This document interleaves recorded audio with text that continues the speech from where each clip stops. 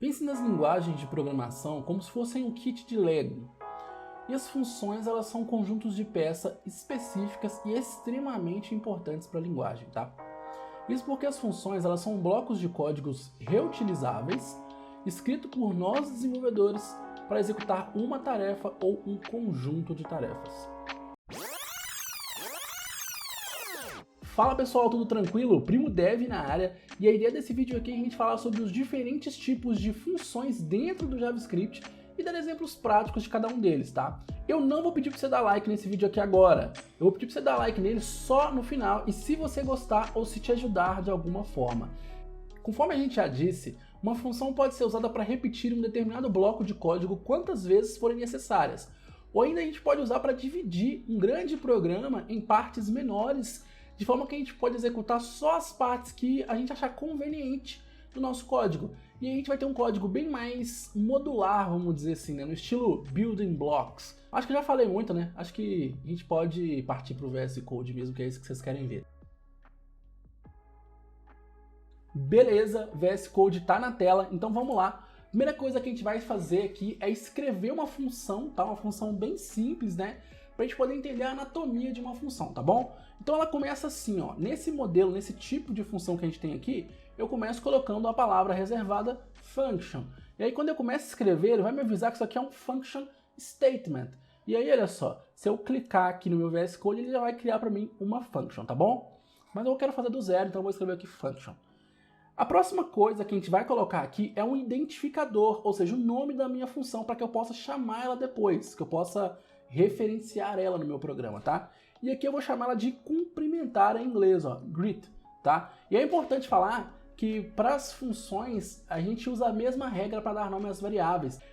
A gente não pode começar com número, nenhum caractere especial, com exceção do underline ou do dollar, né, dollar sign, mas eu não vejo mais funções usando o dollar sign, só via no jQuery, né, por exemplo. Pode ter número, mas depois do primeiro caractere, desde que ele seja um underscore ou uma letra. E é isso, tá? Essas são as regras basicamente, tá bom?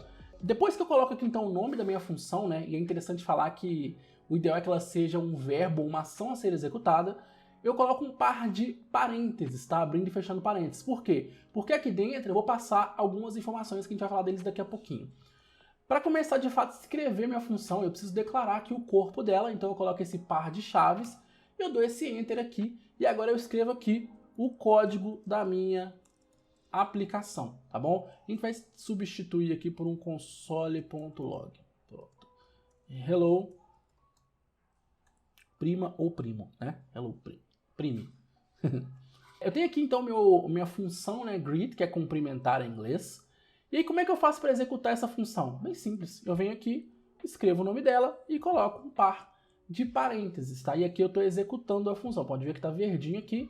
Se eu salvar e eu rodar esse código, vai mostrar aqui hello prima ou hello primo. Perfeito, né? Eu comentei que aqui dentro, né, a gente pode colocar algumas informações. E aqui quando a gente cria uma função, ela pode receber alguns parâmetros, tá? A gente poderia chamar aqui de parâmetro ou param em inglês, tá bom? Param. E não precisa ser um parâmetro, tá? Pode ser quantos eu precisar. Então eu posso chamar de param 1, param B, param B assim melhor, né? Algo, qualquer coisa, n,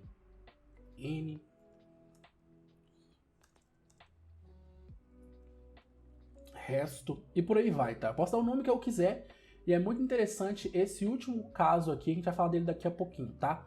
Mas basicamente aqui é o seguinte, ó, vamos colocar aqui só A e B para simplificar, tá? E aí eu posso usar essa informação aqui dentro, então eu posso dar, por exemplo, um console.log no meu A e no meu B, olha só. E aí quando eu uso uma delas, né, ela fica aqui mais forte a cor e aqui mais fraca, né? E avisa aqui que ela foi declarada, mas nunca foi usada. Quando eu coloco esse B aqui, eu estou declarando uma variável B, tá? Isso é muito importante. É como se eu fizesse let B, beleza? É como, mas não é a mesma coisa. Enfim, então let B, aliás, B aqui, né? E aí, aqui no meu greet, eu vou passar 1 e 2 como argumento, tá? Quando eu envio aqui, eu estou enviando um argumento, e quando eu recebo, eu estou recebendo um parâmetro, tá bom? Vamos lá, vamos rodar esse código aqui. hello primos 1 e 2. Bacana?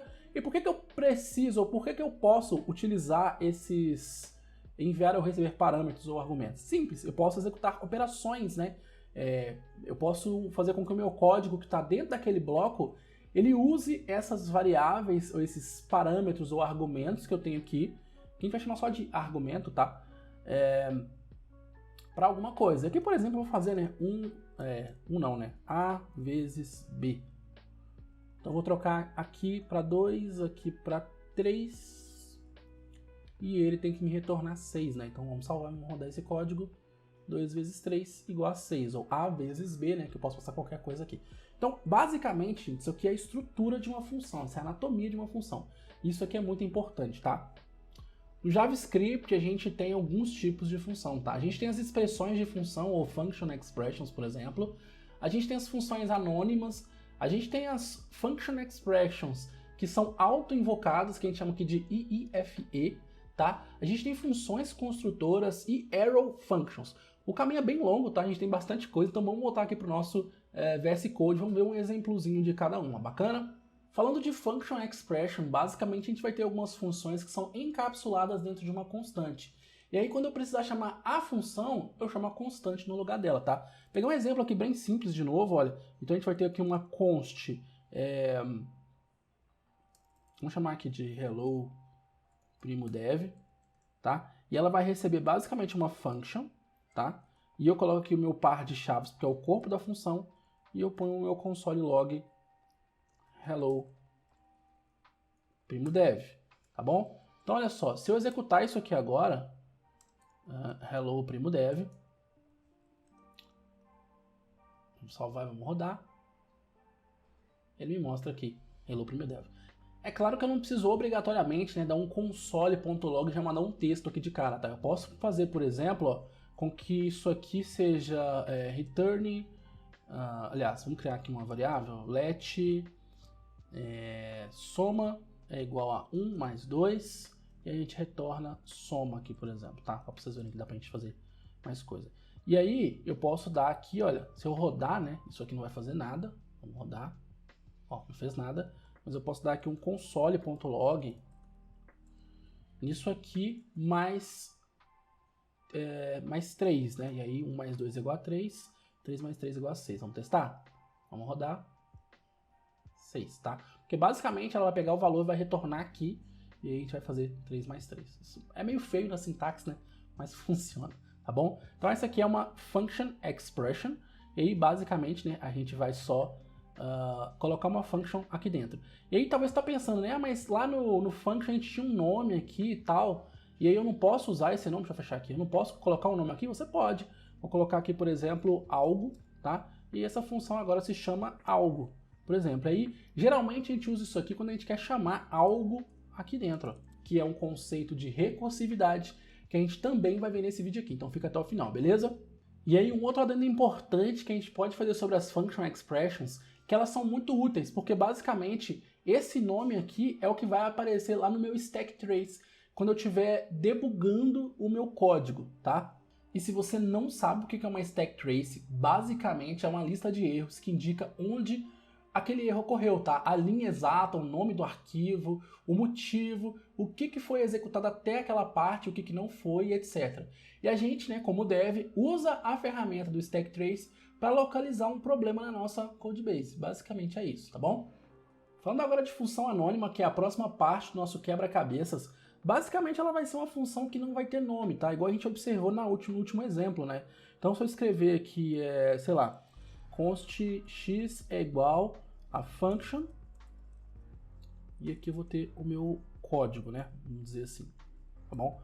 E isso aqui então já configura-se, né, como uma função anônima, porque a gente não tem um nome aqui, né, para a gente referenciar essa função depois para chamar ela, tá? Embora eu tenha um x aqui, que é o que vai chamar esse bloco inteiro, eu não tenho um nome para chamar só esse pedaço. Na verdade, a função anônima seria só isso aqui, tá? Mas isso aqui só não existe no JavaScript, por isso que eu coloquei aquele x lá. E aí eu posso escrever aqui um exemplo bem simples de função anônima, só para a gente ver, ó. Eu vou escrever aqui um setTimeout, tá? Um setTimeout. E aí nesse meu setTimeout eu vou fazer o seguinte, ó. Eu vou escrever aqui uma function E aí eu vou colocar nela assim, console.log, depois de 3 segundos. E aqui, no segundo elemento, eu vou passar aqui um argumento que é o tempo, né? Então eu passo aqui 3.000 milissegundos, tá? E se eu pegar esse código aqui, vamos abrir aqui o nosso JS Console. Se eu pegar aqui o meu JS Console e jogar esse código, ó, dá um Enter. Depois de 3 segundos, tá vendo aqui? Então basicamente, ele mostrou um 2 aqui, provavelmente que eu tinha alguma coisa guardada aqui antes desse terminal que estava aberto. Mas ó, depois de 3 segundos é a informação que aconteceu. E aí aqui eu tenho uma função anônima, tá? Ou seja, o setTimeout ele foi executado, ele rodou esse código, mas não necessariamente eu precisei chamar uma função, embora eu possa, né, chamar aqui no setTimeout alguma função que eu precisar.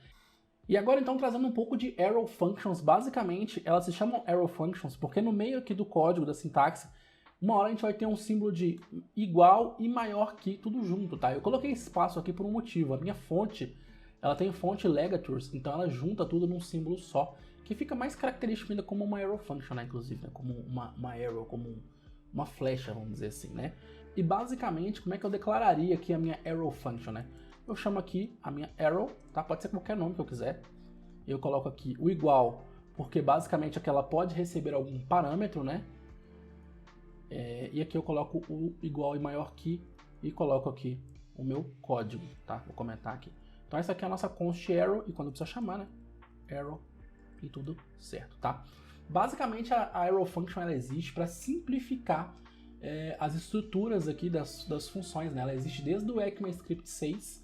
E se você não sabe o que é o ECMAScript 6, eu já falei aqui, né, sobre o que é o JavaScript, o que é o Node, então eu vou deixar aqui em cima, como de costume, né, um linkzinho para o vídeo que eu falo sobre o ECMA e tal. Mas basicamente o ECMAScript 6 ele vem fazendo um divisor de águas no JavaScript, né? Ele basicamente vai fazer com que a gente separe o JavaScript em JavaScript e JavaScript moderno, tá? Então é muito interessante. Eu acho que vale a pena a gente trazer um videozinho sobre ECMAScript 6 aqui, sobre as features que revolucionaram, né, o mercado do JavaScript. E se você quiser saber um pouco mais, claro, né, deixa aqui nos comentários. Mas voltando aqui para nossa arrow function, a primeira coisa que a gente pode observar é a ausência da palavra function aqui, né, similar ao que a gente tinha lá nas funções quando eu falei sobre a função function expression, né, é bem parecido. E aí ela tem algumas particularidades. Por exemplo, ó, se eu fizer isso aqui, ó, Luciano, e eu chamar a minha arrow aqui, console.log, porque é um texto, eu vou ter aqui a palavra Luciano, tá? E o que é interessante nisso, né? Se eu estivesse declarando uma função aqui chamada name, function nome, eu faria isso aqui, né? Return Luciano, tá? Eu precisaria de colocar aqui um retorno, né? O que eu quero que a minha função retorne. E nesse caso aqui, quando eu tenho uma arrow function e ela só tem uma linha, primeiro, eu não preciso colocar os meus brackets. Segundo, eu não preciso de colocar um return, tá? Aqui ele quebrou por conta da configuração do meu VS Code, mas eu não preciso colocar um return, isso é muito legal, tá? Inclusive a gente vai ter algumas dicas no final desse vídeo aqui, e uma delas é sobre o return, então fica de olho e vê o vídeo até o final. Então a gente viu que a gente não precisa de return, embora se a gente tivesse, né, uma estrutura de bloco, aí a gente tem que botar aqui o return. Por exemplo aqui, né, let soma é igual a 1 mais 2, e aí eu retorno aqui a soma. Basicamente é isso, tá? E se eu der aqui um console.log, tá aí a minha soma. Bem simples, né? E aí para mostrar, né, o quão simplificador é essa questão das arrow functions, olha só, eu vou apagar aqui esse código. Eu vou copiar um código pronto que eu tenho aqui, que é a função async, e vou colar aqui. E beleza, e basicamente isso aqui é um código muito simples, tá? Eu tenho aqui um then, né? Ou seja, eu tenho uma função que quando isso aqui acontecer, quando for executada alguma outra condição que eu estiver esperando, ele vai chamar uma função anônima, tá vendo? E vai me retornar a função 1.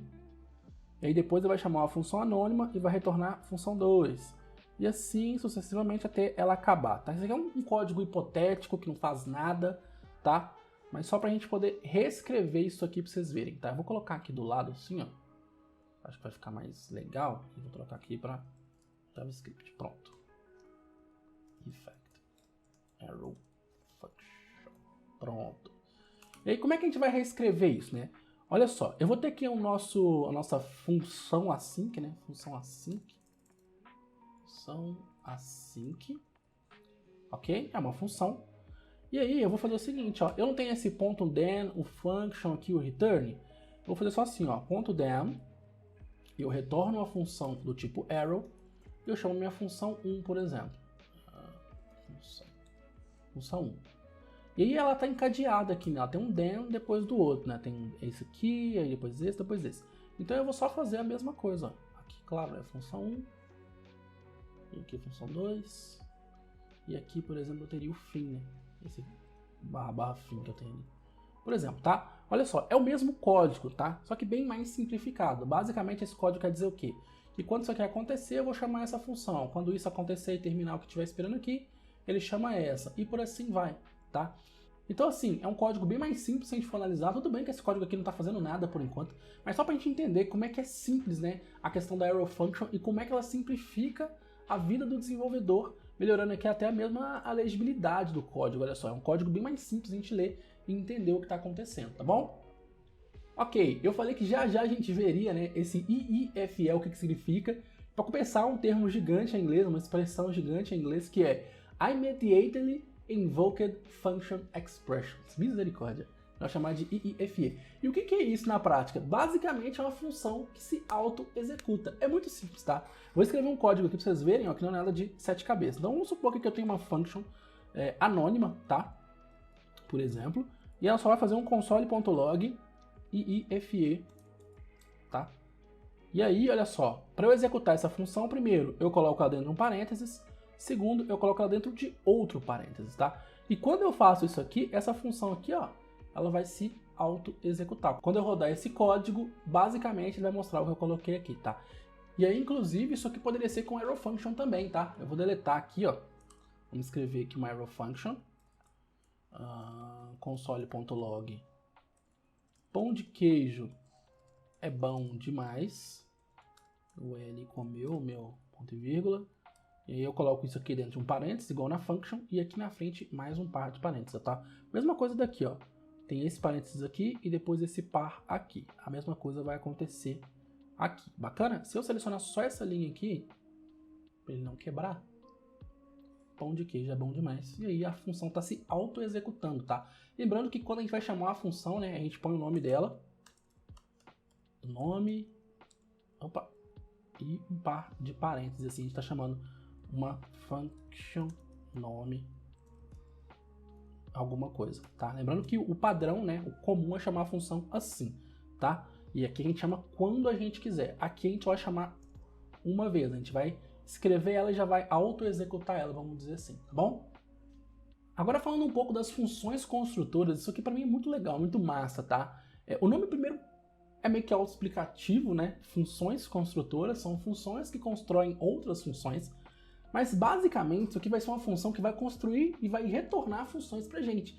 Eu já pensei numa situação tipo assim, imagina uma plataforma onde você tem lá uma pessoa, um usuário que arrasta as coisas, sabe? E solta, né, os blocos, e esse drag and drop ele gera funcionalidades para uma aplicação, tá? Que é o famoso no-code ou low-code. Eu acho que as funções construtoras, elas ajudariam muito nesse caso em específico. Claro, né? Tem diversas outras aplicações que, de fato, são mais úteis que isso, mas eu já pensei nesse case e eu achei que seria muito da hora fazer algo nesse sentido, tá?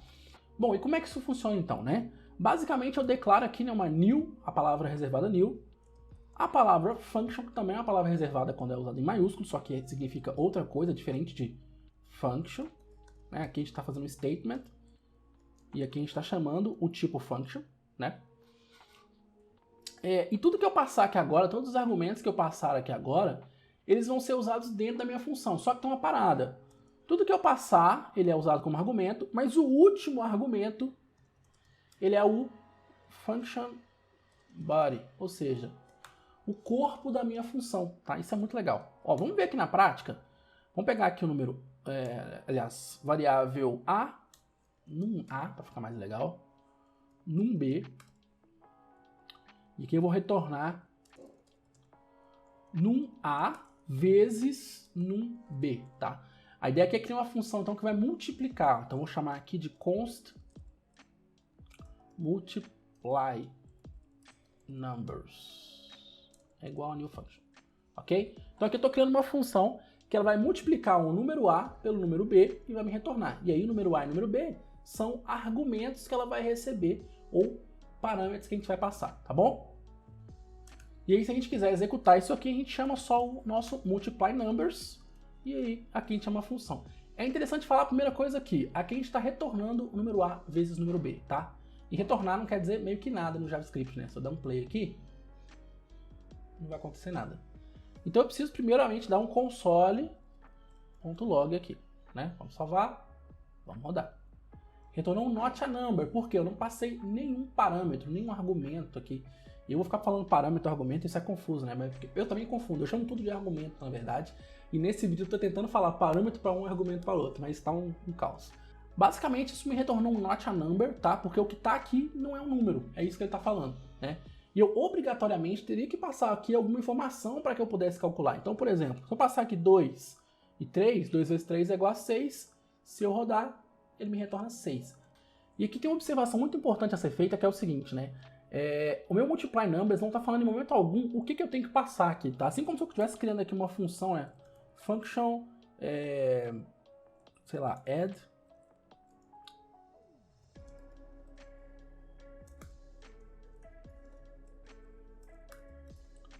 e recebe aqui num A e num B, quando eu chamo o add, olha só, aqui ele me fala, né, olha, passa o mouse aqui, ele vai receber o número A, que é N, número B, que é N, e retorna N. N quer dizer qualquer coisa, tá? E aqui basicamente ele está falando que ele pode receber qualquer informação. Aqui a gente já tem uma informação do que a gente pode, não do que a gente pode passar, né, mas que a gente precisa passar alguma coisa para ter alguma coisa, né, N vem de algo. Mas para isso aqui ser um pouco mais completo, né, mais concreto, é interessante a gente usar o TypeScript. O que é o TypeScript? O TypeScript é o JavaScript com superpoderes, tá? É uma coisa que eu quero falar aqui, que eu quero abordar aqui, mas se você tem urgência de saber o que é TypeScript, já deixa no comentário também. E aí se eu tivesse TypeScript aqui, eu teria que falar, ó, num A, aqui vai dar erro, tá? Mas num A é um number, e num B é um number, e aí quando eu fosse escrever aqui, ó, ele fala que tem que passar number. Então se eu colocasse assim, 2 e aqui 3, isso aqui ia reclamar para mim que 2 não é um number, tá? Então o TypeScript ele ajuda muito nessa pegada enquanto desenvolvimento, né? Lembrando que o TypeScript ele é um superset do JavaScript, que tudo é convertido, transpilado para JavaScript para rodar nossa máquina. Então no tempo de execução nada é verificado, só em tempo de desenvolvimento, tá bom? Bom, eu deixei esse finalzinho aqui para a gente fazer algumas observações importantes, trazer uns pequenos exemplozinhos, tá? Sobre alguns pontos legais aqui sobre funções, tá? A primeira delas é falar sobre o tal do return, né? A gente viu que a gente tem aqui uma function que recebe um nome, né? Nome, A e B, e ela retorna A mais B, né? É muito importante ficar de olho nisso aqui, porque lembrando que uma arrow function, ela não... arrow, né? Isso parece array. Ela não precisa de um return, então A mais B, e eu posso passar aqui A e B, tá? Ela não depende especificamente de um retorno, se eu tiver numa linha só, tá? Mas se eu tiver com um bloco aqui, aí eu preciso fazer um return. E o return basicamente é o que o nome diz, ele vai retornar aquela informação para quem o chamou, para que ele faça o que quiser com a informação, tá? Inclusive dar um console.log ou usar para outra coisa. E é importante falar também que se eu tiver alguma coisa depois do return, ele não é executado. Aqui já vai falar que ele é um reachable code, ó, reachable code detected, mas se eu rodar isso aqui, ó, function nome, que recebe 1 e 2, nada a ver, né? O nome recebe 1 e 2. Aí você dá um play aqui, ó, ele não faz nada, né? Porque só retornou. Então vou ter que dar aqui um console.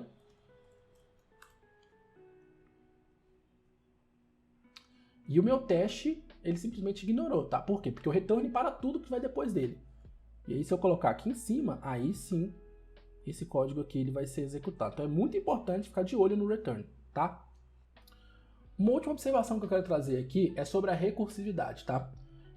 Pode acontecer, né, com uma frequência até maior do que a gente imagina, A gente escrever uma função e dentro dessa função a gente chamar ela de novo por algum motivo, tá? Eu tenho um exemplo aqui, inclusive, que eu acho que vai ficar bem didático, então acho que faz até mais sentido do que a gente falar. Mas imagina a seguinte situação, tá? Eu quero escrever uma function, uma função, que calcula o valor de 5 fatorial. Só para quem não esqueceu aí, o que é 5 fatorial? É 5 vezes 4 vezes 3 vezes 2 vezes 1. Sempre que eu tenho um número tananã fatorial, n fatorial, a gente chama de fatorial assim na matemática, sempre vai ser aquele número vezes esse número menos 1, vezes o próximo número menos 1, vezes o próximo número menos 1, até que ele chegue em 1, tá? Isso aqui tem que dar, aqui nesse caso, 120, tá? 5 vezes 4, 20 vezes 3, 60, vezes 2, 120, vezes 1, 120. É isso. Então, como é que eu farei isso aqui, né? Vamos supor aqui que eu tenho uma função factorial, então, function factorial. Essa função ela recebe um number, né, um num. E aí é o seguinte, esse número aqui, a primeira coisa que eu vou fazer vai ser verificar ele. Então, se número for menor ou igual a 1, eu vou retornar ele mesmo, número 1, tá? Caso contrário, ou seja, else, eu vou fazer o quê? Eu vou dar um return. Inclusive, eu posso fazer isso aqui assim para ficar mais didático, porque eu acho que a gente ainda não viu esse tipo de bloco de if else aqui, né? Só para simplificar, tá? Eu sei que dá para fazer mais curta. Eu vou fazer esse número vezes a função fatorial número menos 1, tá? Ou seja, eu estou pegando o número que eu passei aqui, vamos passar aqui factorial 5, tá? Que é o de 5. Eu estou pegando o 5, vendo se ele é menor que 1 ou igual a 1, e ele não é, então eu vou cair no else. E no else eu faço o quê? Eu vou retornar esse número vezes a função fatorial que recebe o meu número menos 1, que seria o quê? 5 vezes 4, vezes 3, vezes 2, vezes 1, até chegar em 1 e me retornar 120. Se eu rodar isso aqui agora, acho que não faz nada, porque eu não pus um console aqui. Então, console.log. Beleza, é isso. E agora vamos rodar. 120, tá bom? Então essa função fatorial ela foi chamada aqui de forma recursiva, né? Que é o que a gente fala. O nome do termo correto é recursividade. E basicamente, né, ela vai ficar se chamando aqui, chamando a mesma função até que essa condição aqui ela seja satisfeita, né? Que ele seja igual ou menor que 1. E aí, se ele for igual ou menor que 1, eu paro de rodar isso aqui. E aí o meu console.log está só mostrando o resultado final, tá bom? Isso aqui é o que a gente chama de recursividade. Isso aqui é um exemplo bem simples, tá? De utilização, mas acho que dá para usar como forma de entender. E aí, só para não ficar, né? Ah, nossa, ele fez um jeito muito, né? Para pessoal que já é mais experiente. Como é que isso aqui poderia ser feito? Eu poderia fazer assim, tá? Eu poderia fazer assim, ou eu poderia também fazer assim, ó. No menor ou igual a 1, return 1, se não, return 1 versus factorial 1 menos 1. E aí, aqui como tem o return, ele tá barrando. Ó. Na verdade, o return vem aqui. Aqui. Ó. Essa aqui seria uma forma mais curta ainda de fazer isso aqui, tá bom? Eu só tô fazendo isso aqui pelos críticos mesmo, ó. Vamos ver aqui que funciona. Tô fazendo isso aqui só pelos críticos para mostrar que tem um jeito mais simples de fazer, mas aquele exemplo que eu fiz foi o formato mais didático da gente fazer isso aqui. Bacana?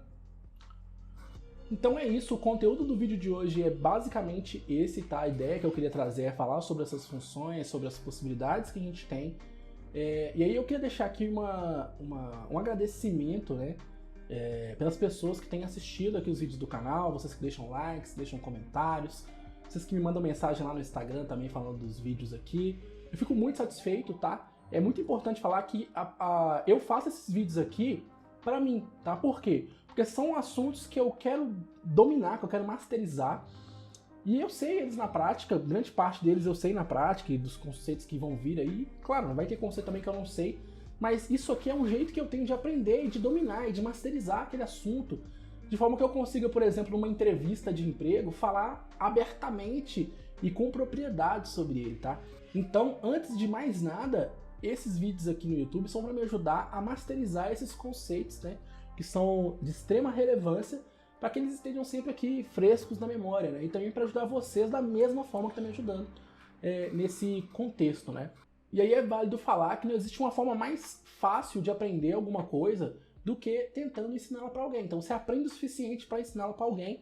Claro que eu não estou fazendo dives, né, mergulhos profundos nesses conceitos até agora, mas estou fazendo eles de forma que eu queria ter recebido, né, quando eu comecei na programação, que eu acho que me ajudariam muito. E se, como eu já comentei, né, se ajudou uma pessoa esse vídeo aqui, eu estou mais que satisfeito. E aí é isso aí, tá bom? Então se você gostou do conteúdo, agora sim você pode deixar o like, pode deixar o comentário à vontade, eu leio todos, eu gosto de responder todos. E lembrando, né, se você não for inscrito, se inscreva no canal, ativa o sininho para receber as notificações aí dos próximos conteúdos, porque o meu nome, ele é Luciano de Souza, mas você que tá aí, pode ficar tranquilo e me chamar de Primo Dev. Tamo junto.